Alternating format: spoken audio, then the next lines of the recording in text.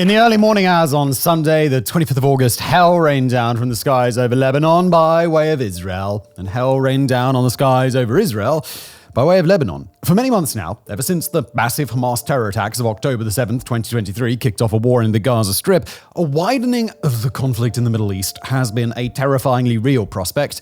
Crouched in wait just over Israel's northern border, the militant organization Hezbollah controls substantial territory, musters substantial numbers of fighters, and shares a range of links to the Hamas organization, not least their shared fealty to a mutual international sponsor, the Middle Eastern nation of Iran. And on Sunday, massive salvos from Israel against Hezbollah and from Hezbollah against Israel signaled that the worst-case scenario for the Middle East may be imminent. As ruinous as the Israel-Hamas war has been thus far, an all-out conflict between Israel and Hezbollah promises to be far worse, and that's before we factor in Iran, Syria, and a range of other factors that could take the Middle East from the brink into a sort of regional war that hasn't been seen in a generation. On this emergency episode of Warographics, we're going to learn more about the strikes that rained down from both sides this week. We're going to take a close look at what might happen next, and we're going to cast our gaze outward to a tragic and ruinous future that now appears as if it could become real at any moment. Now, before we launch into an explanation and analysis of the events of Sunday the 25th, we've got to do some housekeeping. The information included in this episode is based on reporting from a range of sources up to 12:01 a.m. on August the 26th, local time in Jerusalem and Beirut. Obviously, that means any developments after that time, including any further hostilities between Hezbollah and Israel that have occurred at the time that this episode is published, will not be accounted for. We are certain that more details on these strikes will emerge with time, but in the interest of bringing information to you as quickly as possible, this information will focus on the immediate aftermath while leaving any details that will emerge later for a future installment. Now, with that taken care of, let's dig in. The exchange began in the early hours of Sunday morning when at approximately 5 a.m. local time, the Israel Defense Forces, or IDF, announced that their pilots were participating in a bombardment operation in Lebanon targeting sites associated with the Hezbollah organization. Some 100 fighter jets or more were used in the assault, dropping ordnance onto sites where Hezbollah was believed to possess rockets and missiles. According to the IDF, the operation was a preemptive strike, acting on intelligence that indicated that Hezbollah was about to fire a mass barrage of rockets and missiles into Israeli territory. As the IDF's chief spokesman, Rear Admiral Daniel Hagari, put in a video message, the strikes were framed as a matter of self-defense against a prepared Hezbollah attack that appeared to be, quote, extensive.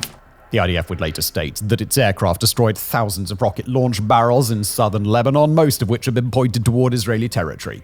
As planes were still flying over southern Lebanon, air raid sirens began to sound off across Israel, and in the pre-dawn light, countless small points of light crested up into the sky from Lebanon's direction. These were rockets, seemingly having been fired hastily wherever possible and wherever they had been spared thus far from Israel's bombardments. According to the IDF, the rockets were fired in a longer barrage and in higher numbers than Hezbollah has usually done, indicating that in all likelihood the size and scale of the attack Hezbollah had been planning would have been considerably larger. Hezbollah would, in a later statement, claim that it had been able to launch 320 rockets alongside a number of attack drones. Those rockets and drones, per Hezbollah, were intended to hit 11 military installations in northern Israel, with the rockets operating as cover to distract Israel's air defense systems, allowing the drones to pass deeper into Israeli territory without being hit. Hezbollah's leader claimed in an address after the fact that Hezbollah's targets had been military rather than being directed towards civilian infrastructure. Israel asserted that a smaller number of rockets had actually been launched by Hezbollah, counting more than 150 projectiles in its own statements immediately after the tit-for-tat concluded. Luckily for the ordinary people caught in the crosshairs on both sides, the opening salvo would be the only salvo of the day. Israel would claim broad success with its strikes, including, as mentioned, the destruction of thousands of rocket launch barrels. The IDF reported that it had struck a total of 40 Hezbollah targets inside southern Lebanon, presumably with the rocket barrels divided between them. Hezbollah, meanwhile, would be all but completely stymied by Israel's air defenses, with the Iron Dome system able to nullify the vast majority of incoming threats. Israel had declared a state of emergency in the morning and closed the country's largest airport, but the airport would be reopened again within a few hours and the state of emergency would conclude a bit later. Casualty counts on either side are likely not entirely settled at the time of writing, especially in Lebanon, but initial reports after the exchange suggest that at least 3 people were killed in Lebanon and that in Israel, a soldier on a naval vessel was killed and 2 others were wounded. By 9 in the morning, local time, Hezbollah had publicly declared via a statement that its offensive military operations were finished for the day, in an oddly matter-of-fact end to the group's largest single attack against Israel in some time. Israel would launch a smattering of other strikes a few hours later, but those appeared to be lower frequency and lower in intensity, and after those few clean-up strikes, the exchange was complete. In the aftermath of the exchange, there are a whole lot of open questions to be discussed on both sides of the Israel-Lebanon border and in regard to other actors across the region. Although Israel and Hezbollah have engaged in near-daily skirmishes and exchanges of fire ever since the start of the Israel-Hamas war, this is among the biggest clashes to take place during that time. Perhaps the biggest question to ask is simply, why? Why the exchange? Why now? And why did it happen like this? On the Hezbollah side, most analysts and experts on the conflict had guessed the reason for the rocket build-up and the purportedly planned attack before Hezbollah had made any effort to explain itself. That would be the death of one Fuad Shukr, a senior Hezbollah military commander that Israel had killed via an airstrike in the Lebanese capital city of Beirut. Shukr had been a kingpin inside Hezbollah for a long time, and it was widely expected before his demise that his name was probably on some Israeli hit list, but for Hezbollah, his death was considered to be a bridge too far for multiple reasons at once. It was a rare Israeli strike on the city of Beirut. It was a strike on a senior commander, when their prior hostilities had been constrained mostly to frontline fighting, and Shukr himself, was the highest profile Hezbollah leader to be killed in a very long time. And we should emphasize, of course, that strike on Shukr was a retaliation for a rocket attack in the Israel-controlled Golan Heights that killed a dozen Druze Israeli children and teenagers, and that rocket attack in turn was yet another retaliation to yet another retaliation, and so on and so forth. But Shukr's death was, nonetheless, a major blow to Hezbollah. The organization had vowed retaliation ever since, and now it appears that the retaliation has been interrupted right as it was about to begin. Hezbollah's leader, Hassan Nasrallah, confirmed as much in a public address after the fact, referring to the rocket attacks that Hezbollah had successfully launched as retaliation. In the same address, Nasrallah asserted that a second attack may be coming after an assessment of this current wave of strikes, quote, if results are not seen to be enough. Then we've got to consider Israel's perspective in the aftermath of the exchange, something that Israeli Prime Minister Benjamin Netanyahu explained in a statement about 3 hours after his nation's strikes began. Per Netanyahu, the preemptive strike was considered a broad success. Netanyahu referred to the displacement of tens of thousands of Israelis from their homes in the nation's northern territory, an area that's been cleared of civilians for some time in order to avoid collateral damage in the country's long-running hostilities with Hezbollah. Said Netanyahu via his statement, quoting here, "We are determined to do everything to protect our country, to return the residents of the North safely to their homes, and continue to uphold a simple rule. Whoever harms us, we will harm them."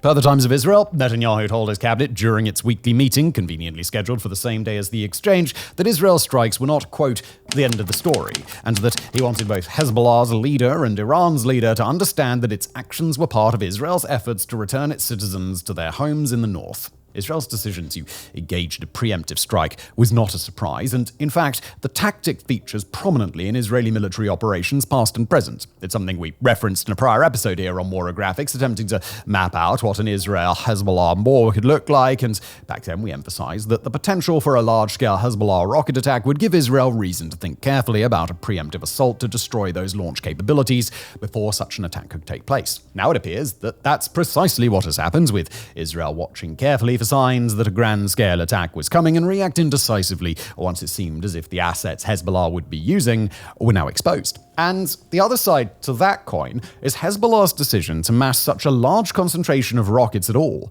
Hezbollah is believed to have incredible numbers of unguided rockets at its disposal, with third-party estimates generally clustered somewhere around 150,000. And as we explained in that prior episode, a mass launch of thousands of those rockets all at once is likely to be enough to overwhelm Israel's air defense systems. Fired at short range, with minimal time to scramble fighter aircraft or even launch interceptors, a mass of thousands of rockets could rain devastation down across much of the country, and the Iron Dome, the air defense system that would likely do the brunt of the heavy lifting, would be unlikely to manage the onslaught by itself. After all, the Iron Dome, like any defense system that uses interceptors to hit incoming projectiles, can only intercept as many incoming threats as it can track, and as many as it has interceptors available for without the need to reload.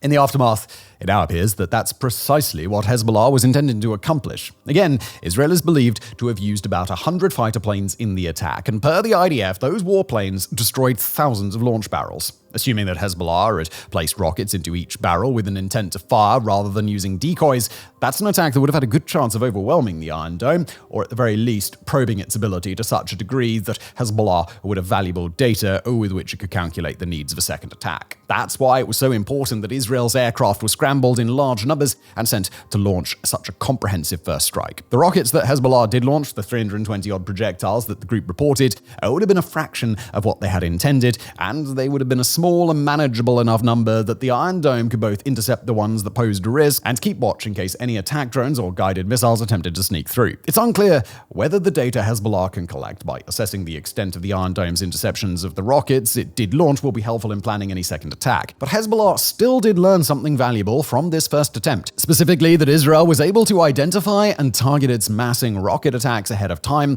and that Hezbollah was not able to leverage the element of surprise. Meanwhile, in Israel, the rockets that Hezbollah did launch will likely be the basis for any learning and recalibration. Whether those rockets were targeted and simply weren't destroyed in time, or whether they were hidden well enough to escape the IDF's notice, or whether they were allowed to fire since the Iron Dome could handle them, only the IDF knows. But the answer, whatever it is, will grant them critical insight if this sort of exchange happens again. And more broadly, the simple fact that Hezbollah was massing for a rocket attack, specifically one of this purported scale, is a telling and foreboding indicator of what may be yet to come. In the weeks since the death of Fuad Shukr, it's been an open question of whether Hezbollah actually intended to retaliate in any way, thus incurring Israel's wrath, or whether it simply intended to posture, intimidate, and win enough of a public relations victory at home that its supporters could live with a lack of actual response. Even if Hezbollah did engage in an attack, it was unclear whether such an attack would come of Hezbollah's own volition or whether the group would be pressured into it by Iran, a nation with its own axe to grind against its enemies in Jerusalem.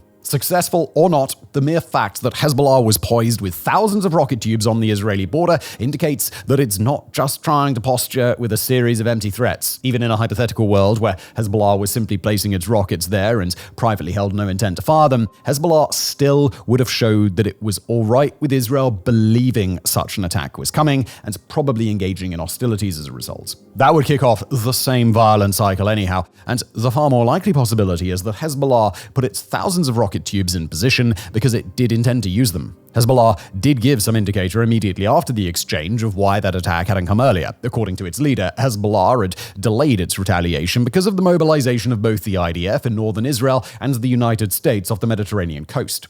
But implied by that statement is the prospect that Iran did assess the current conditions as being favorable for a large strike and seemed to intend to carry one out. Beyond the immediate exchange of ordnance from Israel and Hezbollah, we've also got to look outward, both in space and in time. Salvos of this size will certainly have their ripple effects across the world, from Iran to Gaza to the United States, and they'll certainly make at least some difference in the hostilities to come. As for how massive the repercussions are, well, we're going to have to wait and see, but we can at least take an educated guess, based on the findings and analysis of a range of experts on the conflict. Across the Middle East, at least a small part of the exchange's broader impact is known. The Hamas organization in Gaza, apparently wanting to get in on the action, admitted to firing a rocket toward Tel Aviv in the immediate aftermath of the attack, with the IDF confirming that a single projectile had hit an open area after crossing out in Gaza Strip. It's not much, but it's something from a Hamas organization that does consider Hezbollah an ally to its north. But Hezbollah's truly important ally is the nation of Iran, where, as we've mentioned, Supreme Leader Ayatollah Khamenei and his allies in Tehran have got their own designs on Israel in the near future. Of course, the idea that Iran and Israel would have their knives out for each other hasn't been a revolutionary concept since 1979, pardon the pun, but recently tensions have been much worse than usual. Iran has vowed its own retaliation against Israel after another recent assassination, the killing of the political leader of Hamas, Ismail Haniyeh, while he was staying as a high-profile guest and being honored by Iran during the inauguration of Iran's current president a few weeks ago.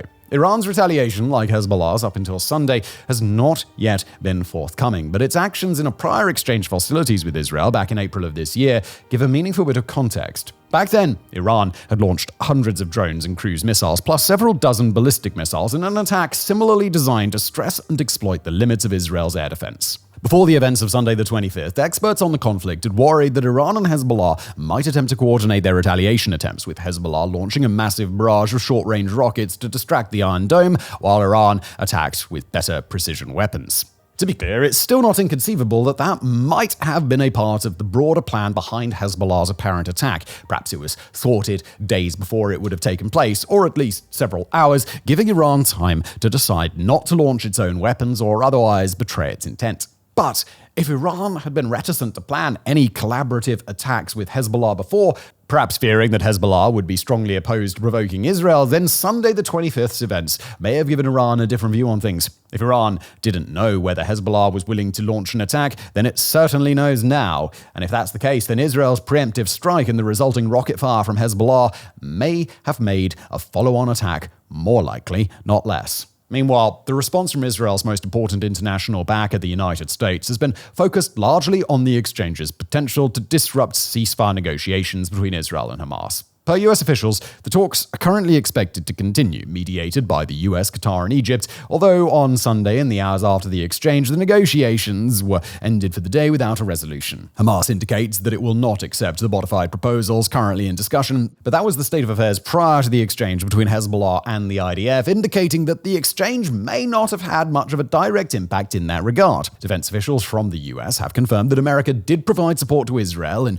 tracking incoming attacks, but that American warplanes and other assets did not directly participate in Israel strikes within Lebanon. Currently, the US has 2 carrier strike groups in the Middle East on standby to assist Israel in the event of a sudden crisis, but those carrier strike groups and other US assets in the region are not believed to have actively participated in air defense on this particular occasion. Other nations and international figures responded with great concern to the exchange. In one example, European Union Foreign Affairs leader Josep Borrell said online, quote, "The situation in the Middle East has reached a critical level of dangerosity for the region and beyond." Lebanon's Prime Minister, Jaib Mikati, has called for a de-escalation, and a range of international voices have since chimed in with their support. And last of all, we come to the elephant in the room. Is this exchange a single incident affair, or is it the start of the Israel-Hezbollah war that the world has anticipated for months? We suspect that by the time this episode is released, the world will know a bit more on that front. But judging by the information available at the time of writing, there's good and bad news.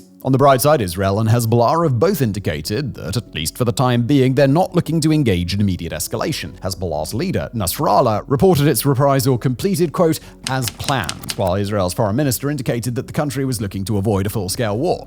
According to unidentified diplomats speaking to Reuters, Hezbollah and Israel had exchanged messages in the hours after the violence indicating agreement that their exchange was done. Hezbollah officials have indicated that the attack it had planned would have been calibrated to avoid a full-scale war, and that it had even delayed that retaliation in order to let ceasefire talks play out. But leaders on both sides made sure to leave the door open for future attacks on the other.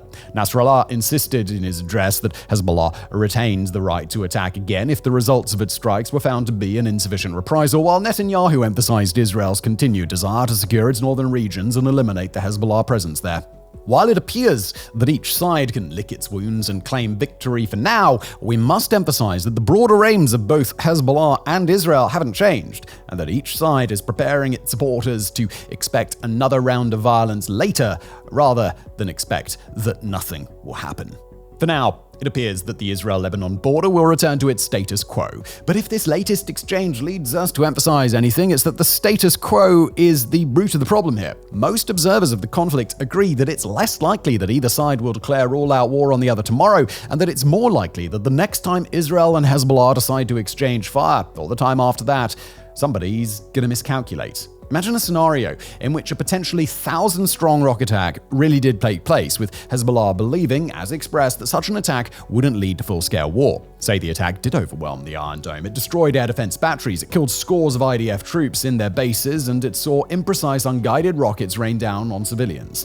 How confident can any person be that Israel would react in the way Hezbollah supposes, rather than with an all-out retaliation that would lead to full-scale war? It's the brinkmanship, the constant attempts to send signals that are well-calibrated from the sender, but can be taken in a number of different ways by the receiver. It's here that an all-out war can erupt. And although Israel and Hezbollah seem to have dodged that bullet this time, it's not clear that they could dodge it forever. Every exchange like this takes us all one step closer to finding out.